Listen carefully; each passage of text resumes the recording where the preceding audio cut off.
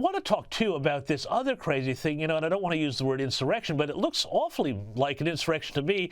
LGBTQ activists occupied the Iowa State Capitol simply because there was going to be a new bill that would classify gender based on biology. Have a look at this. They've occupied the State House there.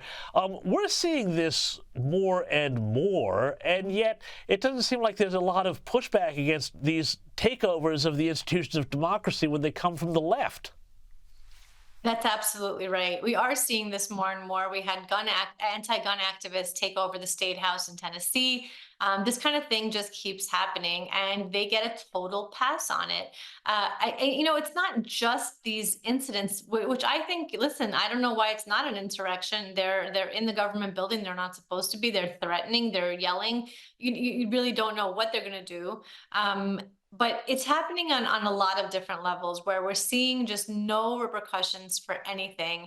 I think that's what's really scary right now in America, is that we keep seeing kind of crazy things happening, like activists blocking traffic, activists destroying paintings, or getting into yesterday, there were activists in the Capitol building protesting climate change, and then they destroyed the case that a old document was inside the Capitol building.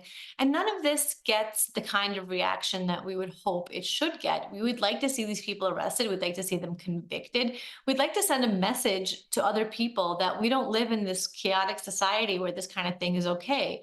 But because they're coming from the left, they're getting such a pass from anybody who would be in the position to punish them. Obviously, if they all came in wearing MAGA hats, that would be a completely different story. But because they're not, we're really never hearing any repercussions for them at all.